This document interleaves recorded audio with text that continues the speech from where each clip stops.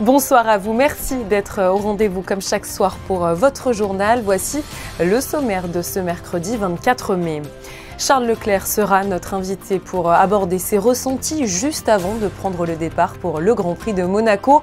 Il a envie de performer ici même chez lui en principauté. On vous emmènera ensuite au cœur de la 30e édition du World Stars Football Match, une rencontre toujours organisée quelques jours avant le Grand Prix avec des personnalités bien connues. Un mot également dans ce journal sur la sécurité du Grand Prix qui est assurée par les commissaires de course, hommes de l'ombre toujours prêts à intervenir en cas de problème. Jean-Michel Matas, le commissaire général adjoint de l'Automobile Club, viendra nous parler de leur préparation avant le jour J. Vous assisterez également dans quelques instants à la remise des insignes pour les nouvelles recrues des Carabiniers du Prince. Et pour finir ce journal, on continuera notre tour d'horizon des différents sports, des Jeux, des petits États d'Europe avec ce soir un coup de projecteur sur le tir. Nous débutons donc cette édition avec Charles Leclerc qui va jouer ce week-end à domicile. Les attentes autour de lui sont forcément énormes et la pression l'est tout autant à l'approche du top départ. Bonsoir Charles. Bonsoir. Merci beaucoup d'être avec nous sur Monaco Info. Alors une première question, un petit peu bateau c'est vrai, mais à quelques jours du Grand Prix de Monaco, quel est votre état d'esprit ? Moi j'ai hâte. Comme chaque année, hein, le Grand Prix à la maison, c'est quelque chose de vraiment spécial. C'est ici où j'ai grandi, où j'ai tous les souvenirs des premiers Grands Prix que j'ai regardés avec mes amis, avec ma famille, là où ma passion pour le sport auto a commencé. Donc voilà, j'ai hâte que ça commence en piste. C'est une semaine qui est assez chargée, médiatiquement, mais aussi avec les sollicitations, les sponsors, etc. Mais bon, j'ai hâte d'être vendredi en piste et de retour sur ce circuit que j'adore. Un Grand Prix, vous le disiez, chez vous, à domicile, c'est forcément particulier. Est-ce que finalement, ça vous rajoute une petite pression ou au contraire, ça vous galvanise pour donner finalement le meilleur de vous-même ? Non, honnêtement, c'est de la motivation. Après, voilà, il y a l'envie de bien faire à la maison, surtout que très honnêtement, on a pas eu énormément de chance ces dernières années, mais bon, la performance était toujours là. Après, il faut pas se le cacher, on est dans une situation qui est plus compliquée comparée à l'année dernière. On n'a pas une voiture qui est aussi compétitive que l'année dernière. Mais bon, à Monaco, on sait jamais avec une prise de risque et j'espère que je pourrai faire un petit peu plus la différence sur un circuit urbain avec les murs si proches. Vous avez parlé un petit peu des difficultés rencontrées en début de saison. Quel est clairement votre objectif pour cette année 2023 et plus généralement pour l'écurie Ferrari ? C'est compliqué. On revient d'une saison en 2022 où on a été vice-champion du monde, aussi bien pilote que team. Et cette année, on a fait clairement un step en arrière. Enfin, Red Bull a fait un gros step en avant. Aston Martin aussi est arrivé avec une voiture qui est plus compétitive que l'année dernière. Et Mercedes est plus ou moins au même niveau que nous. Donc, l'objectif, c'était assez compliqué de le fixer parce que pour l'instant, on a une voiture qui est très inconstante. On a des fois des circuits où on est plutôt pas trop mal, d'autres circuits où on a beaucoup plus de difficultés. Donc, pour l'instant, l'objectif, c'est vraiment de travailler avec le team pour essayer d'avoir une voiture qui est plus constante et performante sur tous les types de circuits. Et malgré les difficultés rencontrées, Bakou a été un vrai rayon de soleil pour vous puisque vous signez 2 pole positions et votre premier podium en course. Comment vous expliquez que cela ait si bien marché finalement pour vous sur ce circuit ? Est-ce que vous espérez faire de même ici à Monaco ? Je pense que Bakou est un circuit qui est particulièrement compliqué, un petit peu comme Monaco. Je pense qu'encore une fois, la prise de risque et le pilote peut faire un petit peu plus la différence. En plus de ça, on a une voiture qui est plutôt pas trop mal dans les virages lents. Et j'espère que ce sera le cas aussi à Monaco, parce qu'à Monaco, comme on le sait tous, il y a beaucoup de virages lents. Donc j'espère que la voiture sera aussi performante qu'à Bakou. Votre frère va découvrir le Grand Prix de Monaco ce week-end. Est-ce que vous lui avez donné des petits conseils et comment vous le sentez à l'approche de ce grand événement ? Je le sens excité et il a bien sûr hâte. Moi, je me rappelle de mon premier Grand Prix à Monaco. Je sais à quel point c'est spécial, donc va falloir qu'il profite. Je lui ai conseillé de se protéger un maximum des sollicitations extérieures parce que c'est vrai qu'à Monaco, on peut facilement être overbooké avec tous les amis qui viennent, toute la famille qui vient. Et bon, si c'est pas bien organisé, ça peut prendre beaucoup de temps et ça peut emmener la tête ailleurs et c'est pas la meilleure des choses dans ces moments-là. Il faut rester concentré sur le week-end et ça, il le sait, c'est la priorité. Mais bon, je pense qu'il prendra que du plaisir, surtout à arriver en qualif quand il faut faire le tour. En qualif, c'est vraiment un sentiment qu'on a nulle part ailleurs. Merci à vous, Charles Leclerc. On vous souhaite beaucoup de réussite pour ce Grand Prix de Monaco. Merci à vous. C'est une tradition. Quelques jours avant le Grand Prix, un match caritatif est organisé au Stade Louis II. Charles Leclerc, que l'on a d'ailleurs reçu il y a quelques instants, faisait partie des joueurs de la 30e édition du World Stars Football Match. Reportage signé Frédéric Elion et Sylvain Péroumal. C'est l'occasion pour ceux qui n'ont pas de billets pour assister au Grand Prix de Formule 1 de Monaco d'approcher les pilotes de près. La 30e édition du World Stars Football Match, la traditionnelle rencontre caritative opposant l'AS Star Team for the Children à l'équipe des pilotes de Formule 1, s'est déroulée mardi soir au Stade Louis II. Un événement pour la bonne cause dont l'objectif est de récolter des fonds pour aider les enfants défavorisés. Le prince Albert II est venu assister à ce match de gala où rien n'était joué à la mi-temps. Ça va, ça répond bien. On arrive à faire 2-3 combinaisons avec Charles et Carlos. Après, pour l'instant, ça a été un petit peu dur de marquer. Mais bon, il y a 1-1 et normalement, voilà, on devrait se dérouiller au fur et à mesure. Donc la deuxième mi-temps devrait être mieux. Le Français avait vu juste, puisqu'en deuxième période, l'équipe des pilotes, avec Gasly donc, mais aussi Charles Leclerc et Carlos Sainz, accélère pour s'imposer 4-3 sous le regard du tout récent vainqueur du tournoi de Rome en tennis. J'aime bien le foot, j'aimerais bien jouer, mais là, j'ai arrivé hier, je suis un peu cassé. Quand tu gagnes un tournoi pour quelques jours, tu es un peu cassé. Demain, je pars à Paris, donc malheureusement, je ne pouvais pas prendre le risque pour jouer. Et parce que de jouer 5 minutes, je ne peux pas, il faut faire 90 minutes à fond. Donc, ouais, c'est pas pour cette année, peut-être prochaines années, ça serait possible. Et pendant que Medvedev sera porte d'Auteuil à Paris pour s'entraîner avant le début de Roland-Garros, les pilotes seront eux en piste dès vendredi pour le début des essais du Grand Prix de Formule 1 de Monaco. Les Grands Prix de Formule 1, ce ne sont pas uniquement des pilotes, des équipes, une piste et des spectateurs. Il y a aussi les hommes de l'ombre, les passionnés qui assurent la sécurité sur les circuits pour que le spectacle continue. Jean-Michel Matas est en charge des commissaires de course sur le Grand Prix de Monaco Rencontre. Bonsoir à vous. Bonsoir. Alors nous sommes aux portes de ce 80e Grand Prix de Monaco. Comment vous appréhendez finalement ces 4 journées intenses ? Pour moi, 80e, ou le premier que j'avais fait, c'est toujours le Grand Prix et je suis très serein. Je pense que tout se passera bien. Nos gens ont été formés, il n'y a aucun problème. J'ai aucune appréhension à ce niveau-là. Par rapport au nombre de commissaires, où vous en êtes cette année ? Nous avons 687 pour être précis commissaires. Après, d'ici demain, il peut y avoir des maladies, des bobos, etc. Mais on a 687 prévus sur la totalité du circuit. Ça comprend les commissaires sur la piste et également les séries annexes, etc. Où on a du personnel aussi en tenue, en combinaison, qui gère ça. Les stands, les véhicules de dépannage, tout ça, ça dépend du corps des commissaires. Comment se sont-ils préparés justement ?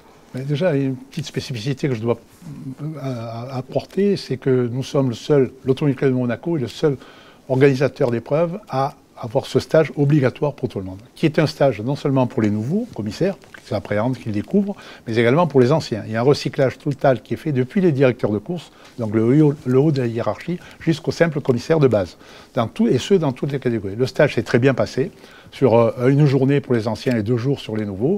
On a eu quelques recalés parce que ça fait partie du jeu et je suis assez strict, notamment au niveau de la sécurité. On doit obéir au chef, aux ordres du chef et du seul chef qui donne, lui, l'autorisation d'aller sur la piste ou pas. Donc ça, c'est la première des choses. Ensuite, il y a la tenue. La tenue est indispensable. On est à Monaco, on a une image, celle de l'Automobile Club, celle de la principauté. Elle rayonne sur le monde entier et on est obligé d'avoir une tenue parfaite. Pas de combinaison ouverte, le casque bien attaché. C'est aussi une question de sécurité, mais d'image. Et là, on touche à l'image. Et ça, c'est important aussi pour nous. Qu'est-ce que finalement vous appréhendez peut-être à l'approche d'un Grand Prix ou tout simplement sur le circuit directement ? Je ne peux pas dire qu'on a d'inquiétude particulière. Pour moi, tout le monde a été formé, tout le monde a été validé, donc ça devrait se passer. Après, il peut y avoir Le risque zéro n'existe pas, on peut avoir un accident auquel on n'est pas préparé. Néanmoins, on essaie, puisqu'on leur montre des images à la formation, on leur montre des images d'accidents sur le circuit chez nous, mais ailleurs aussi, pour leur montrer que c'est très sérieux. Et ici, à Monaco, on n'est pas sur un autre circuit, les voitures passent à ras des rails. Donc les commissaires déjà ont interdiction de toucher les rails. Et c'est vrai, c'est notre spécificité, mais tout le monde la connaît et l'appréhende. Je n'ai pas de souci particulier. Ces commissaires qui s'occupent du bon déroulement de la F1, mais pas que, je crois aussi, qui participent à la F2, aussi au circuit Porsche. Est-ce qu'il y a des spécificités finalement en fonction des disciplines? Non, les commissaires sont commissaires pour toutes les épreuves qu'il peut y avoir sur le circuit. Donc il y a les 4 épreuves traditionnelles. Bien sûr, la F1, c'est le phare, avec tout ce que ça représente, mais on a le même effectif exactement. On ne diminue pas les effectifs parce que c'est une formule par rapport à une autre. Tout le monde doit être opérationnel à 100%. Cette période de l'année est un moment crucial pour vous, pour l'Automobile Club de Monaco en général. Comment, année après année, vous gardez l'envie, vous gardez voilà, toutes ces choses? On n'a pas de problème, puisque nos commissaires ils sont attachés à l'image, à l'esprit club d'abord, parce que c'est vrai, c'est un club. Et ça, c'est notre ADN, je pense. Ils ne viennent pas là, bon, ils viennent parce qu'ils sont passionnés de sport, c'est certain, mais ils viennent aussi parce que c'est Monaco, parce qu'il y a un club, et le club leur donne beaucoup. Alors, mais on leur demande beaucoup aussi. Il faut savoir qu'un commissaire qui fait tout, alors là on parle de Grand Prix, mais on a 250 qui font aussi les rallyes, on leur demande 24 jours de formation ou d'être en dehors de chez eux par an. C'est beaucoup dans la vie d'un bénévole. Ce sont des bénévoles, ils sont tous bénévoles, tous membres de l'Automobile Club. Néanmoins, l'Automobile Club est très reconnaissant vis-à-vis d'eux. Et ils en sont eux-mêmes, ils en sont conscients et nous font confiance. Mais on n'a pas de problème de recrutement. Il y a un turnover naturel qui se fait d'à peu près 50-60 par an. Là, on a vu une centaine de demandes. Bien sûr, je suis obligé de tailler et de voir en fonction, non seulement déjà sur dossier si ça répond aux critères, et après en fonction des stages. On en a recalé une dizaine quand même cette année au niveau du stage, des nouveaux. Et les anciens aussi peuvent avoir des problèmes. Bon, tout peut arriver, hein, mais on n'a pas de problème d'effectif. Merci à vous, Jean-Michel Matas. Merci beaucoup. Pour vous.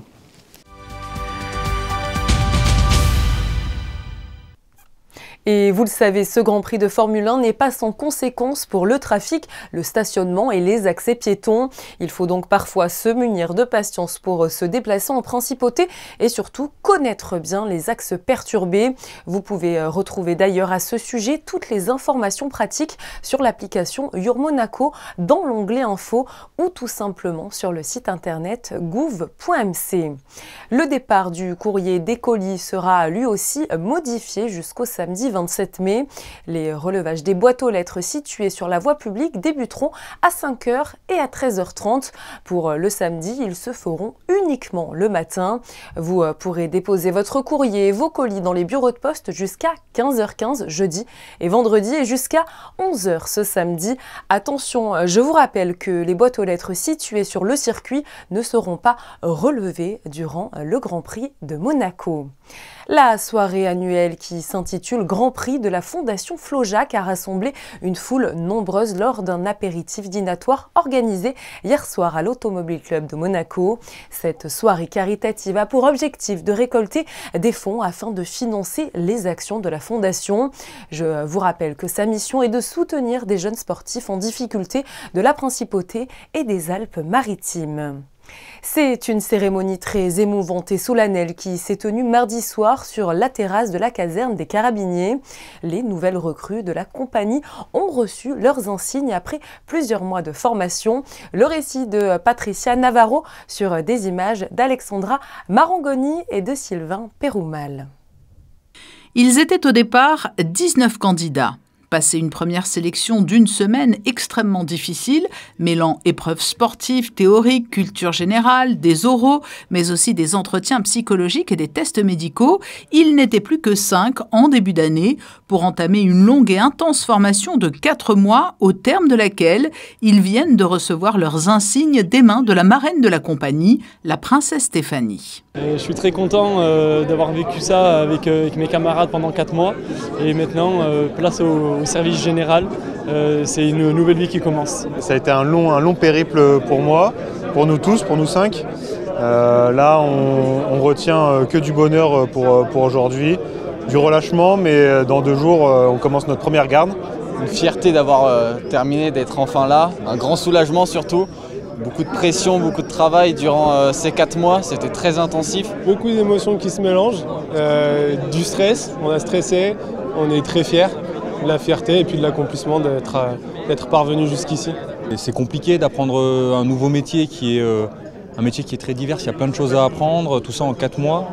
Et en tout cas, c'est vrai que ça a été difficile, mais on l'a fait parce qu'on sait pourquoi on est venu et je pense que c'est un très beau métier.